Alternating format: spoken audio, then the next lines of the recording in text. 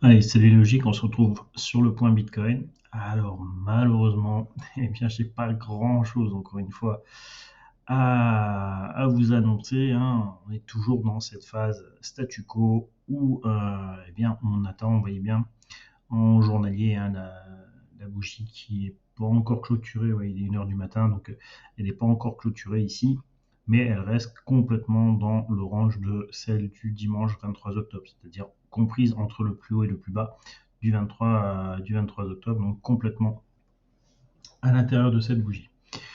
Bon, bah, tout ça, faut prendre son mal en patience. Jusque quand? Alors, on va essayer de voir un petit peu avec l'Ishimoku, hein, encore une fois, quel momentum va être intéressant. Alors, ce qui est intéressant toujours, c'est de voir un petit peu le momentum de cette ligne verte ici, qui est la SSB. Donc, c'est l'équilibre des 52 dernières périodes, donc qui est sur ce niveau. Et on va essayer de regarder à quel moment elle risque de chuter passivement. Alors quand on dit chuter passivement, eh bien c'est le moment où elle va effacer de son historique son point extrême. Donc on regarde ici, 52 bougies, c'est à partir de celle-là. Donc du moment présent jusqu'à cette bougie, c'est là où on a les 52 bougies. Donc là, on va regarder le plus haut est ici, le plus bas est ici. D'accord, donc sur cette bougie du 13 septembre, donc on va regarder simplement combien de temps eh bien, on va mettre avant d'effacer cet extrême haut qui va forcément, quand lui va s'effacer, eh bien, passivement cette ligne va descendre. D'accord. À ce moment-là, c'est là où ça va nous intéresser d'observer le marché, de voir s'il reprend une dynamique baissière. D'accord. Donc pour le moment, on est sous couvert du nuage et on va essayer de voir à quel moment cette dynamique-là reprend pour voir si notre cycle est en harmonie ou pas. C'est-à-dire que si jamais cette ligne commence à baisser, d'accord, on va essayer de voir la date ensemble. Quand cette ligne va commencer à baisser, est-ce que le marché reprend son momentum baissier? C'est un petit peu comme ici ou comme ici, d'accord? Donc quand ici cette ligne, hop, je vais la rematérialiser, quand ici on est revenu descendre, d'accord, eh bien c'est ce momentum ici, puisque cette ligne est décalée de 26 périodes dans son futur. D'accord. Donc à partir de là, eh bien, vous voyez que quand le mouvement a baissé ici, eh bien, le prix a également baissé.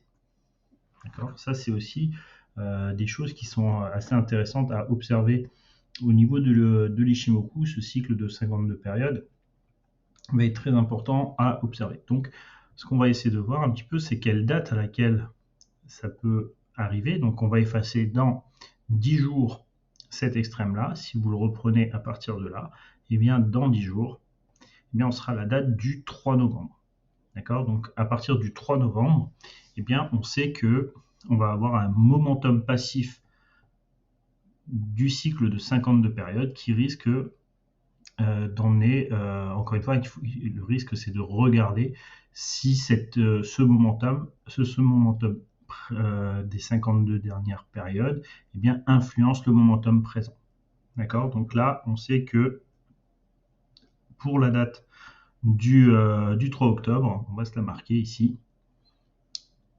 Pour la date du 3 octobre, eh bien, on a ce momentum, donc, le 3, pas le 3 octobre, pardon, 3 novembre. Hein. D'accord, donc la date du 3 novembre qui va être importante. Pourquoi? Parce que c'est le momentum où ce cycle de 52 reprend sa baisse en effaçant les extrêmes de son passé. D'accord, donc ça va être important. Donc voilà un petit peu. Donc ça veut dire quoi? Ça veut dire très certainement on peut latéraliser au moins encore jusqu'au 4 octobre, jusqu'au 3 octobre. D'accord, donc on sait que si vous vous souvenez de l'analyse de Tintin, qui disait aux alentours du 2 octobre, du 2 novembre, eh bien, il pouvait y avoir, il y a une annonce, enfin, il y a des choses au niveau macroéconomie qui peuvent faire bouger les choses.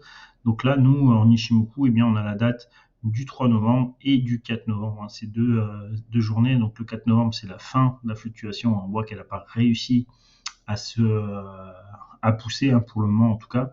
Donc ça favoriserait effectivement la reprise baissière potentielle. Alors, entre guillemets. Donc en tout cas, ce qu'il faudra observer, c'est cette ligne qui descend et si le moment présent descend également. Donc rendez-vous le 3 octobre pour voir un petit peu ça de plus près. Si ce n'est en termes d'unité de temps un peu plus courte, si on veut un petit peu regarder ce que pourrait faire le marché pour demain. Donc on avait la date qu'on avait donnée, alors je ne me souviens plus, on va la regarder en 4 heures je crois.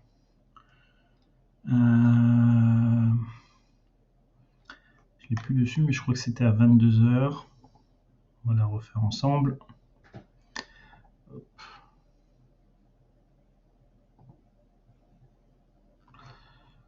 Ici, entre ce point haut et ce point bas. Ouais, c'était ça. C'était la date du 24 octobre, 22 heures.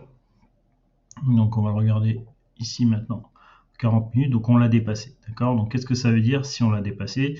C'est qu'à partir de ce moment-là, on va pouvoir faire une fluctuation entre le point du 18 octobre 8h40, le point B ici et le point C sur le 24 octobre minuit, d'accord? Donc pour pouvoir un petit peu donner une directionnalité sur le momentum ici. Donc on va le faire, voilà. Donc ça va nous donner ces lignes de force ici qu'on va essayer d'observer. Donc ça nous permettrait de revoir quelque chose qui reviendrait potentiellement vers la zone ici 18 584, 18 717, d'accord. Donc on a ces deux targets ici. On voit bien que pour le moment on est calé sur cette ligne de force et donc on pourrait estimer le prix chuter demain, en tout cas demain le 27-10, 5h20. Donc on a encore un petit peu de time, hein. Donc ce qu'on va essayer de suivre, c'est ce momentum là sur cette unité de temps. Si maintenant on voit que le point ici des 19 690 se fait casser, eh bien on annulera ce plan, d'accord. Donc si on doit retenir en termes de niveau de prix 19 690, d'accord. Si on a cassure des 19 690, alors on aura plutôt un momentum haussier qui se remettra en place, qu'on pourra cadrer à partir de cette fluctuation basse qui était ici, et dans quel cas on pourrait aller chercher ce niveau. Donc hop, on va regarder, ondulatoire, on va repartir sur ce point bas, le B qui est ici, et éventuellement le C qui serait là. D'accord. Donc si on a une cassure, hein, je rappelle bien, hein, si on a une cassure des 19 690, alors on pourrait aller viser ces targets et récupérer les 20 200 points éventuellement. Si ce n'est pas le cas et qu'on continue à chuter, encore une fois, eh bien c'est plutôt ce plan-là qu'on favorisera. Donc tant qu'on n'a pas cassé ces 19 690, eh bien on ne prend pas en considération ce plan, d'accord? C'est uniquement si on casse ça, alors on prendra en considération. Pour le moment, eh bien, la directionnalité est plutôt baissière et pour aller rechercher les 18 584. Voilà un petit peu ce qu'on pourrait, on pourrait annoncer. Si la pente reste de ce niveau, eh bien, on arriverait plutôt vers les 18 584 vers le 27 octobre. Donc voilà ce qu'on pouvait dire sur le Bitcoin aujourd'hui. Je vous dis à la prochaine vidéo. Salut, salut!